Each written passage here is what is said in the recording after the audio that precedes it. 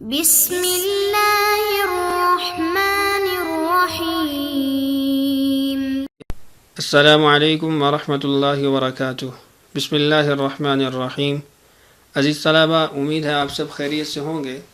ہمارے یہ اسباق جیسا کہ آپ کو معلوم ہے علم الصرف سے متعلق ہوتے ہیں۔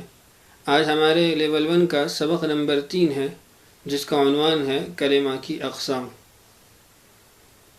عزیز شرکاء، ایک عام فہم سی بات ہے، معقول سی بات ہے کہ حروف کے مجموعے سے لفظ بنتا ہے اور الفاظ کے مجموعے سے جملہ بنتا ہے، اور عام طور پہ انسان اظہار ما فی الضمیر و الفاظ کی صورت کے اندر ہی کرتا ہے۔ تو ہمارا آج کا سبق بھی اسی لفظ سے متعلق ہے جس کے ذریعے ہم اظہار ما فی الضمیر کرتے ہیں۔ ہم نے آج کے سبق میں سب سے پہلے جس بات پہ غور کرنا ہے وہ یہ ہے کہ ہماری زبان سے نکلنے والے الفاظ آیا ہمیشہ وہ بامعنی ہوتے ہیں، معنی خیز ہوتے ہیں، یا بعض الفاظ ایسے بھی ہم بولتے ہیں جو اپنی ذات کے اعتبار سے کوئی معنی نہیں دے رہے ہوتے، کوئی معلومات نہیں دے رہے ہوتے۔ تو آئیے ذرا کچھ مثالوں کے اندر غور کرتے ہیں۔ آپ اپنی اسکرین پہ دیکھ رہے ہیں، چند امثلہ آپ کے لیے لکھی گئی ہیں۔ سب سے پہلی مثال ہے جھوٹ موٹ، دوسری ہے بات چیت، پانی وانی، کھانا وانا۔ اب ان چاروں مثالوں میں آپ غور کریں کہ ان میں ہر دو لفظ میں سے ایک لفظ با معنی ہے اور ایک بے معنی ہے۔ یعنی ہم بولتے ہیں وہ جھوٹ موٹ میں چلا گیا، بھئی یہاں جھوٹ موٹ نہیں چلے گا۔ اب جھوٹ موٹ، جھوٹ تو با معنی لفظ ہے کہ ہمیں معلوم ہے کہ کسی یعنی غیر مصدقہ خبر ہے یا بات ہے جس کے بارے میں بات ہو رہی ہے، یعنی کوئی ایسا لفظ ہے، کوئی ایسی بات کی جا رہی ہے جو خلاف واقع ہے۔ لیکن یہ موٹ کا کیا مطلب ہے؟ یہ تو بے معنی ہے، اس کا تو اپنی ذات میں کوئی معنی نہیں ہے۔ اسی طریقے سے بات کلام کو کہتے ہیں، چیت بے معنی لفظ ہے، اپنی ذات کے اعتبار سے کوئی ہمیں فائدہ نہیں، معنی کے اعتبار سے فائدہ نہیں پہنچا رہی۔ پانی وانی، پانی عام مفہوم سی چیز ہے، اور وانی بے معنی لفظ ہے کہ وہ اپنی ذات کے اندر کوئی معنی نہیں رکھتا۔ کھانا وانا بھی اسی طریقے سے، کھانے سے مراد ایک مفہوم سا امر ہے، ایک مفہوم سی چیز ہے، وانا بے معنی ہے۔ یہ بے معنی الفاظ تو بامعنی الفاظ کی خوبصورتی کے لیے لائے جاتے ہیں، تزیین کے لیے لائے جاتے ہیں۔ تو ان امثلہ سے ہمیں کیا بات سمجھ آئی کہ ہماری زبان سے نکلنے والے جو الفاظ ہوتے ہیں وہ ہمیشہ بامعنی نہیں ہوتے، ہمیشہ سارے الفاظ معنی خیز نہیں ہوتے۔ کچھ الفاظ ہم ایسے بھی بولتے ہیں جو اپنی ذات کے اندر کوئی معنی نہیں رکھتے، لیکن وہ پہلے لفظ کی تزیین کے لیے یا کسی اور مقصد کے لیے ہم استعمال کرتے ہیں۔ تو دو تقسیمات ہو گئی ہمارے الفاظ کی، بامعنی بے معنی۔ تو آئیے دیکھتے ہیں بامعنی کو اصطلاح کے اندر اور گرامر کے اندر کیا کہتے ہیں اور بے معنی کو کیا کہتے ہیں۔ آپ نے اسکرین پہ دیکھ رہے ہیں کلمہ، جو لفظ بامعنی ہو اس کو کلمہ کہتے ہیں۔ تو اس سے کیا پتہ چلا کہ جو ہم بات کرتے ہیں، یعنی جو الفاظ بولتے ہیں ان میں جو بامعنی کی کیٹیگری ہے، جو گروپ ہے، اس کو کلمہ کہہ دیں گے۔ جو بے معنی ہے اس کو کیا کہیں گے؟ نقشے میں دیکھیے، آپ اپنی اسکرین پہ دیکھ رہے ہیں لفظ لکھا ہوا ہے، اور لفظ کے نیچے دو تقسیمات ہیں، بامعنی بے معنی، اور اس کے نیچے بامعنی کے نیچے لکھا ہوا ہے کلمہ۔ یعنی بامعنی الفاظ کو کلمہ کہا جائے گا اور بے معنی کو مہمل کہا جائے گا۔ تو دو تقسیمات آپ کے سامنے آ گئیں، ان کو اچھے طریقے سے ذہن میں بٹھا لیجئے، اور یہ بات بھی یاد رکھیے کہ ہماری آگے جو بحث چلے گی وہ بامعنی الفاظ سے متعلق چلے گی۔ آپ دیگر الفاظ میں یہ بھی کہہ سکتے ہیں کلمہ سے متعلق ہماری آگے بحث چلے گی۔ اب اپنی اسکرین پہ ایک اور جملہ دیکھ رہے ہیں، کلمہ کی اقسام۔ نیچے لکھا ہے کلمہ کی 3 اقسام ہیں، یعنی بامعنی الفاظ کی 3 اقسام ہیں۔ اقسام کو پڑھنے سے قبل ذرا اپنے کلام میں غور کرتے ہیں، چند جملے آپ کے لیے یہاں لکھے جاتے ہیں، اس کے بعد پھر ہم اپنی بحث کی طرف چلیں گے۔ یہاں آپ دیکھ رہے ہیں زید اور علی گھر آ رہے ہیں، حمزہ سکول سے واپس آیا، آپ سے بات کرنی ہے۔ اب یہاں پہ 3 جملے لکھے گئے ہیں، اور آپ محسوس کر رہے ہوں گے اور آپ کو خوب معلوم ہو رہا ہوگا کہ ان تینوں جملوں میں کوئی لفظ بھی بے معنی نہیں ہے ہر لفظ اس کے اندر با معنی ہے. تو کیا پتہ چلا کہ یہ جتنے بھی الفاظ ہیں ان جملوں کے اندر یہ سارے کے سارے کلمہ کہلائیں گے. ہر ایک اپنی ذات کے اندر کلمہ کہلائے گا.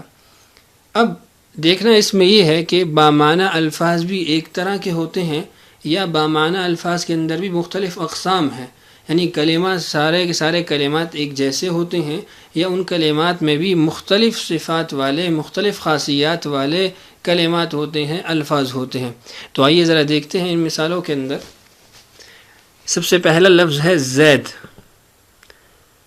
اب آپ غور کریں، زید لفظ کے اندر یہ ایک ذات کو ظاہر کر رہا ہے، ایک ذات کی رہنمائی کر رہا ہے، ایک ذات کی طرف اشارہ کر رہا ہے کہ کوئی شخص ہے جس کا نام زید ہے. فوراً ذہن میں کوئی شخص آ جاتا ہے. اور آپ دیکھ رہے ہیں کہ اس کے اندر کوئی زمانہ نہیں پایا جا رہا، حال، مستقبل، ماضی. زید بولنے سے کوئی زمانہ کا تعلق اس کے ساتھ نہیں جڑتا اور کوئی ذہن میں زمانے کا کوئی کنسپٹ نہیں آتا.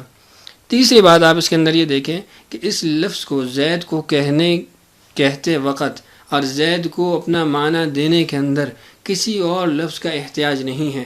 زید بولنے سے فوراً ایک شخص ذہن میں آ گیا، آپ کو اس کے لیے کوئی اور لفظ ساتھ جوڑنے کی ضرورت نہیں پڑی. اس کے بعد والا لفظ آپ دیکھیں اور. اب اس کے اندر آپ غور کریں، اور زمانے کے اعتبار سے زید کی طرح ہے کہ حال، مستقبل، ماضی کا اس سے کوئی تعلق نہیں. لیکن اور بولنے سے اکیلا اگر اور بولا جائے تو ذہن میں کوئی تصور، کوئی بات ہی نہیں آتی. تو اس سے کیا پتہ چلا کہ زید اور کے اندر فرق یہ ہے کہ زید بولنے سے ایک لفظ، ایک چیز ذہن میں آ گئی، ایک شخصیت ذہن میں آ گئی. صرف اور بولنے سے کوئی شخصیت ذہن میں نہیں آئی. تو اس میں ان دونوں میں وجہ تفریق کیا ہوئی، حد فاصل کیا ہوئی کہ زید اپنا معنی ادا کرنے کے اندر کسی اور لفظ کا محتاج نہیں، اور لفظ اور اپنا معنی دینے کے اندر کسی اور لفظ کا، کسی اور کلمہ کا محتاج ہے. اس سے اگلا لفظ دیکھیں علی. وہ بالکل زید والی صفات کا حامل ہے کہ زمانہ بھی کوئی کسی قسم کا اس کے ساتھ تعلق نہیں رکھتا صرف لفظ علی کے اندر، اور یہ معنی دینے کے اندر بھی کسی کا محتاج نہیں ہے، اور ایک ذات کی طرف رہنمائی کر رہا ہے، ایک ذات کو ظاہر کر رہا ہے. اس کے بعد گھر. اس لفظ کو دیکھیں، یہ بھی علی اور زید والی خاصیات اس کے اندر ہیں کہ یہ بھی اپنا معنی ادا کرنے میں کسی اور کا محتاج نہیں. آپ نے گھر کہا تو ایک عمارت آپ کے ذہن میں آ گئی، اور اسی طریقے سے ماضی، حال، مستقبل کا کوئی تعلق نہیں، اور اپنا معنی دینے میں کسی کا محتاج نہیں، اور ایک چیز پر دلالت کر رہا ہے، ایک چیز کی طرف رہنمائی کر رہا ہے. آ رہے ہیں. اب یہ پہلے تمام الفاظ سے، کلمات سے مختلف ہے اس اعتبار سے کہ آ رہے ہیں کے اندر آپ کو ایک زمانہ بھی معلوم ہو رہا ہے. اس لفظ کا ایک زمانے سے تعلق ہے، یعنی حال کے اندر یہ کام ہو رہا ہے. دوسری بات یہ ہے کہ آ رہے ہیں کسی ذات کو ظاہر نہیں کر رہا، کسی چیز کو ظاہر نہیں کر رہا، اور کسی شخصیت کی طرف رہنمائی نہیں کر رہا، بلکہ ایک عمل کا بتا رہا ہے. اور یہ تیسری چیز کہ یہ اپنا معنی ادا کرنے کے اندر کسی کا محتاج نہیں. تو اس اعتبار سے آپ نے دیکھا اس جملے کے اندر 3 قسم کے الفاظ ہیں. زید، علی، گھر. یہ تینوں ایک کیٹیگری سے تعلق رکھتے ہیں کہ ان تینوں کی صفات، خاصیات ایک جیسی ہیں، اور ایک یعنی اور آپ دیکھ رہے ہیں یہ دوسری قسم سے تعلق رکھتا ہے، اور آ رہے ہیں یہ ایک تیسری قسم بن رہی ہے. تو ٹوٹل 3 قسمیں ہمارے پاس بن گئی صفات کے اعتبار سے، خاصیات کے اعتبار سے کہ لفظ اپنے اندر کیا خاصیت رکھتا ہے. انہی تینوں کو اگلے جملے میں دیکھتے ہیں. لفظ حمزہ. اب اس کو دیکھیں کہ یہ اپنی ایک شخصیت کو ظاہر کر رہا ہے. حمزہ سے ایک شخصیت ظاہر ہو گئی، اور اس کے ساتھ کسی زمانے کا کوئی تعلق بھی نہیں ہے، اور یہ اپنا معنی دینے کے اندر کسی کا محتاج بھی نہیں ہے. اور سکول، یہ وہی تمام صفات جو حمزہ کلمہ کے اندر پائی جا رہی ہیں کہ ایک جگہ کے اوپر رہنمائی، ایک جگہ کی طرف رہنمائی کر رہا ہے، معنی ادا کرنے میں کسی کا محتاج نہیں، زمانوں میں سے کوئی زمانہ اس کے ساتھ تعلق نہیں رکھتا. لیکن یہ سے کو آپ دیکھیں تو اس کے اندر وہ خاصیات نہیں پائی جا رہی، الا یہ کہ زمانے کے اعتبار سے جیسے سکول اور حمزہ کے ساتھ کوئی ان کا تعلق نہیں، سے بھی کوئی تعلق نہیں، صرف سے بولنے سے.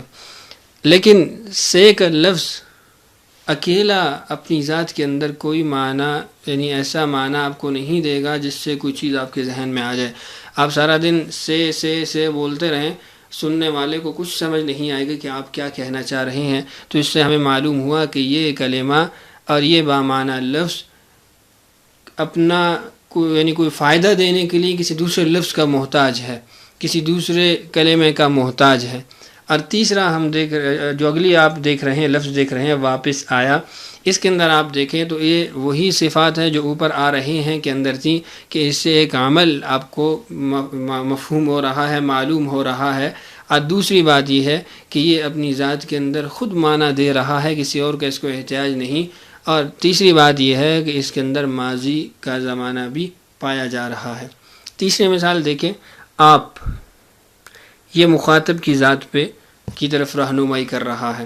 جیسے اوپر حمزہ اور زید ایک شخصیت کو ظاہر کر رہے تھے، آپ بھی ایک شخصیت کو ظاہر کر رہا ہے. یہ انہی کی کیٹیگری سے ہو گیا. زمانہ بھی کوئی اس کے اندر نہیں پایا جا رہا، حال مستقبل ماضی ان تینوں میں سے، اور یہ اپنا معنی دینے کے اندر بھی کسی کا محتاج نہیں. سے کی بحث آپ پچھلی مثال میں سن چکے ہیں کہ یہ ایک علیحدہ کیٹیگری بنتی ہے. بات کرنی ہے، یہ ایک فعل ہے جو یعنی عمل بتا رہا ہے. اور دوسری صفت اس کی یہ ہے کہ اپنا معنی دینے میں کسی کا محتاج نہیں. اور تیسری صفت یہ ہے کہ اس کے اندر ایک زمانہ پایا جا رہا ہے، حال کا زمانہ پایا جا رہا ہے. اب اس کے اندر ہمیں کیا مفہوم ہوا، کیا معلوم ہوا کہ کلمات سارے ایک جیسے نہیں ہوتے، بلکہ کلمات کی 3 قسمیں ہیں. کچھ الفاظ کی صفات اور ہیں، خاصیات اور ہیں، دوسروں کی خاصیات اور ہیں، تیسرے کی خاصیات اور ہیں. ہمارا جو دوسرا ٹاپک تھا وہ یہی ہے کلمہ کی اقسام، کہ کلمہ کی کون سی قسمیں ہیں جو اپنی خاصیات کی وجہ سے علیحدہ ہو جاتے ہیں. تو آئیے ذرا اگلے صفحے پہ دیکھیے. یہاں آپ کے لیے آسانی کے لیے ہر قسم کی صفات لکھ دی گئی ہیں، خاصیات لکھ دی گئی ہیں. سب سے پہلی خاصیت ہے اور نام ہے اسم. اسم کی کیا خاصیات ہے، کیا صفات ہیں؟ سب سے پہلی یہ ہے کہ ذات، چیز، جگہ، صفت کو ظاہر کرے. یہ الفاظ کی کیٹیگری ہمیشہ یا ذات پہ کی طرف رہنمائی کرے گی یا کسی چیز، جگہ، صفت کو ظاہر کرے گی. دوسری اس کی صفت یہ ہے کہ یہ معنی ادا کرنے میں محتاج نہیں ہوتا کسی اور لفظ کا. اور تیسری خاصیت اس کی یہ ہے کہ کوئی زمانہ بھی نہیں پایا جا رہا اس کے اندر. مثال دیکھیں، زید، مسجد، ان دونوں لفظوں کو بولیں تو کوئی شخصیت اور کوئی جگہ ظاہر ہو رہی ہے، اور یہ اپنا معنی ادا کرنے میں کسی کے محتاج نہیں، اور ان کے اندر کوئی زمانہ بھی نہیں پایا جا رہا. اگلی جو کیٹیگری ہے وہ ہے فعل. اس کے آگے بھی 3 اس کی خاصیات لکھی گئی ہیں. کسی کام کے کرنے یا ہونے کو ظاہر کرے، معنی ادا کرنے میں محتاج نہیں، اور زمانوں میں سے کوئی زمانہ اس کے اندر پایا جاتا ہے، ماضی ہوگا، حال ہوگا یا مستقبل ہوگا. مثال دیکھیں، اس نے بات کی. اب بات کی یہ ایک فعل ہے، ایک عمل ہے، اور ماضی کے زمانے سے متعلق ہے، اور اپنا معنی ادا کرنے کے اندر کسی کا محتاج نہیں. دوسرا جملہ ہے وہ رویا. زمانوں میں سے ماضی کا زمانہ متعلق ہوا اور معنی ادا کرنے میں کسی کا محتاج نہ ہوا، اور کسی کام کے ہونے یا کرنے کو ظاہر کر رہا ہے، یعنی رونے کے فعل کو ظاہر کر رہا ہے. تیسری کیٹیگری ہے، تیسرا گروپ ہے حرف. اس کی بھی 3 خاصیات ہیں. الفاظ کو جوڑنے کا کام دیتا ہے، یعنی دونوں طرف کے الفاظ کو جوڑ کے ایک مکمل جملہ بنا دیتا ہے، اور معنی ادا کرنے میں محتاج نہیں ہوتا، اور کوئی زمانہ بھی اس میں نہیں پایا. معنی ادا کرنے میں محتاج ہوتا ہے اور کوئی زمانہ بھی اس کے اندر نہیں پایا جا رہا. مثال دیکھیں، سے، میں، پر. اب یہ حروف اپنا معنی ادا کرنے میں محتاج ہیں اور الفاظ کو جوڑنے کا کام دیتے ہیں، اور ان کے اندر کوئی زمانہ بھی نہیں پایا جا رہا. اب آپ کو کیٹیگریز کے نام آ گئے، گروپس کے نام آ گئے کہ کلمے کے اندر 3 قسم کے گروپ ہوتے ہیں، اسم، فعل اور حرف.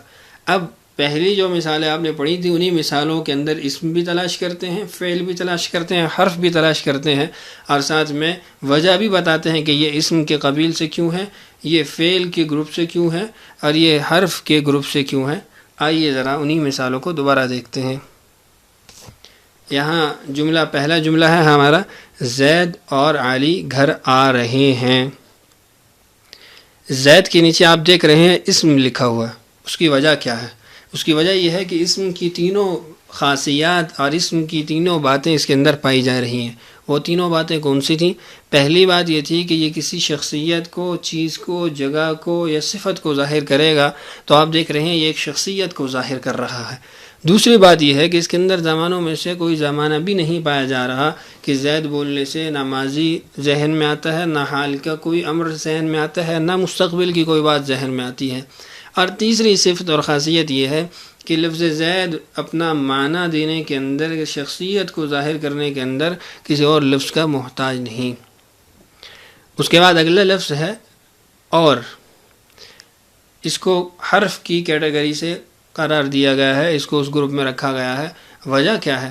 اس کی وجہ یہ ہے کہ اور پہلے الفاظ کو اور دوسرے الفاظ کو جوڑنے کا کام دے رہا ہے۔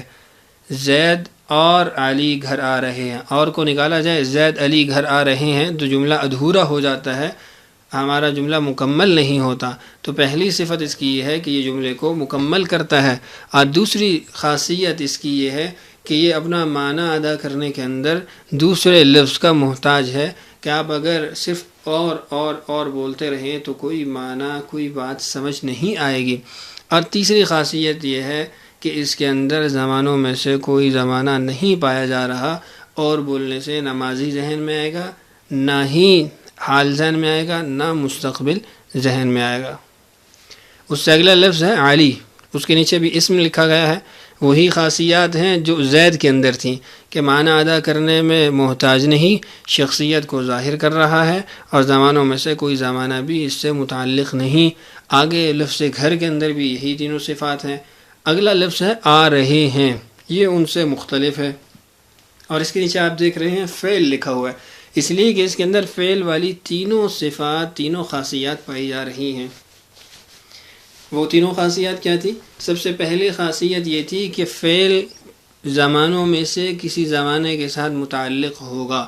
جو لفظ فعل کے قبیل سے ہوگا، فعل کی کیٹیگری سے ہوگا، وہ کسی نہ کسی زمانے سے متعلق ہوگا۔ تو آ رہے ہیں یہ زمانہ حال سے متعلق ہے۔ اور دوسری خاصیت اس کی یہ ہے کہ اپنا معنی ادا کرنے کے اندر کسی اور لفظ کا محتاج نہیں ہے، خود اپنی ذات کے اندر یہ معنی ادا کر رہا ہے۔ تو دو صفات ہو گئی، پہلا کہ زمانوں میں سے کسی زمانے سے متعلق ہے، دوسرا اپنا معنی دینے کے اندر کسی دوسرے لفظ کا محتاج نہیں۔ اور تیسری خاصیت اس کی یہ ہے کہ یہ کسی کام کے ہونے یا کرنے کو ظاہر کر رہا ہے۔ پہلا جو زید تھا وہ تو شخصیت کو ظاہر کر رہا تھا، یہ کسی عمل کو ظاہر کرتا ہے۔ دوسری مثال دیکھیے، حمزہ سکول سے واپس آیا۔